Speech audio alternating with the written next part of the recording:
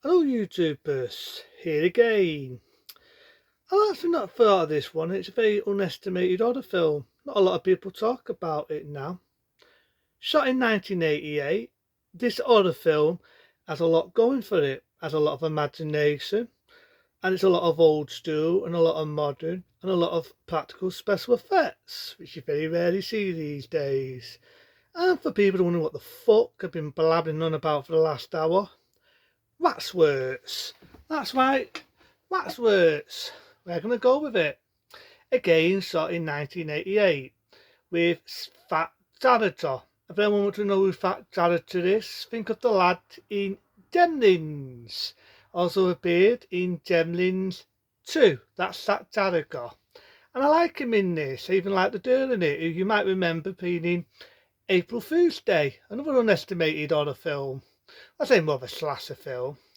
Oh, that's the thing. I was saying slasher. It's not. It's more of a murder mystery film. But she's in this as well, and a lot of other well-known characters. Now we're going to go with Waxworks. We're going to go with it. Starts off in the olden times. You got a bit of music, and it's not really Fisher's film. This, and I do know there's two edited versions of it. There's the R version and there's the mild version. The R one I'd definitely go with because it then has a lot more meat to the bone. And there's a bit of a Fisher's scene where at house this guy's getting robbed, and you see a guy pushing a guy's head next to this big hot fire, and the poor bastard gets burnt to death. Thinking, now there's that the way to open your blood in film. Then you've got the iconic scene where the words are all bloody and it goes rats in and it opens up Waxworks. And it's a dud 'un. This film to me has a lot, and I mean a lot, going for it. See, I'm a sucker for horror films, and I've got to admit, I love these type of horror films. You know, it's fantasy, it has imagination, and it does. Because you got Fat Director, right, and he meets his mates, and they get invited to this Waxworks place. And it's got my mate in it, David Fawn. You know, David Fawn, the guy from The Omen who got beheaded. He's in this as the main villain, right? And as I was about to say, you go to a Waxworks museum, you've got this little die in it, and you've got this big fucking die in it. And when you go in the rope, right, and you go through the thing itself, you go into a time. So it's sort of like, how can I put it? It's sort of like the Hammer House and the Universal monster films. So you get the first lad, right, and he goes into, let's say, the Tacit Werewolf era. You got a guy, he's been in a lot of films. He was in Raiders of the Lost Ark. He was in The Last Crusade. He's been in a lot. And he's done him to Get Out. And after seeing him, where he says, "Do I get a dirt in my dreams? No, I get a dick." Which is funny because one of the trailers, they alter the word dark. And you get the idea, he turns into a werewolf. And you remember anything of the old Universal and Hammer House, you know, like if you get bit or you get scratched, you're going to turn into a werewolf. So the lad gets bit, the werewolf gets shot, he turns into a werewolf, gets shot, and fucking dies. You got another dude, I always love this because I imitate this a lot. Scary. She says that line. She's now who accidentally goes through the thing. You got vampires. She gets turned and gets turned into a vampire. There's a lot more into that, but if we go on and be like half an hour going on with the fucking story. So what happens is, right, if you go into a certain, through the rat's work, you go into that era. So let's say you go into an era where it's vampires, you go into vampires. You go into another era, it's werewolves, and so on. Now, the people walk out where the fuck the mates are. They report it to this guy. I think it's like a sheriff or like a cop. To be honest, I think he was a bit of a prick. I think he was a dick. Because he acts like a dick. They've seen it with Fat Dad as Fisher System Museum because he wants to know what's happened to his mates. And he says to him, "Shit." And I'm thinking, he's Fat Dad to the fucking dog.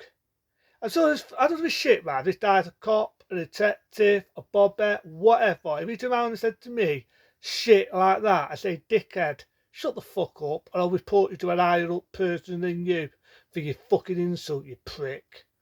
But, you know, it's a film, so I'm going too into it. But he knows there's something going on. You know, he's got photos of people who've been missing before in this Waxwork museum. So he goes in, his partner gets killed. He goes into like an area where it's got mummies, you know, the old tombs, like the old Universal enamel house again, and he gets killed by a mummy. So it's one of them. And that director has a mate in it. He's been in a few films and a few poll tams. You might remember him in The Offenders.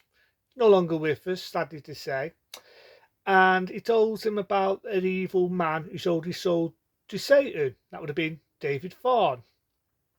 So the only way to defeat him is to fight him. So they go back, they go into the Waxwork thing, and it's one of them. If you believe it's gonna hurt you, it will kill you. If you don't believe, you think, oh, it's a load of bullshit, only gonna harm me if I believe it. But you think it's not gonna harm me because I don't believe in it. I don't believe in it. It's all bullshit. It won't hurt you, and that's what happened to the mates. They bought into it, thinking that, oh, they was really there, and that's what killed them. That's what killed them. So that director manages to get out of it because he gets pushed into an error. I think it was like with zombies. And I do love the fact they put it in black and white. They made it look a bit like the Night of the Living Dead. And he's in it. So he gets sucked into another error where there's this guy and he rips people. He gets ripped. It's a bit it's like fun actually. Like she's having an hard or something. She's getting ripped. I'm not being dirty or anything. She does. But he goes into that error. That unties and says if you only believe in it, it will hurt you. And they get back into the normal error. But the thing is, David Thorne wants to do that. He wants to bring everyone and kill everyone and sacrifice people so he can bring all the evil back on the world. No, it's one of them fantasy type of things. So that happens. Our mate from The Offenders, I'll just say that, he comes out, he brings in an army, they all shoot, they kill one another.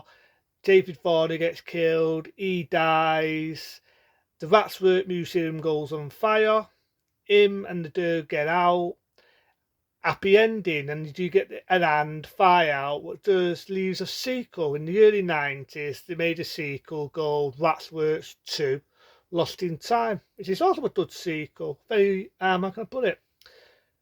A very unestimated sequel. One day I'll review that on the road, but I like Waxworks. I like it that much. I even like the song in it at the end. How did the song go now? It's me party and I cry if I want to, cry if I want to, cry if I want to. You might remember the song. But yeah, they use that song, It's Me Party and I cry if I want to. I have seen it once on DVD, but the amount that were charted, you've got to be fucking kidding me. You've got to be bloody kidding me. I may like the film, but I'm not going to sell my arm, I'm not going to sell my leg, and I'm not going to sell my doolies. But I have managed to get the film, without saying how. I have got the uncensored version. It's a lot more violent, a lot more graphic. Like the scene with the vampire, there's a bit where they even show a bit of cannibalism. I'm not making this up, and they're eating a guy's leg.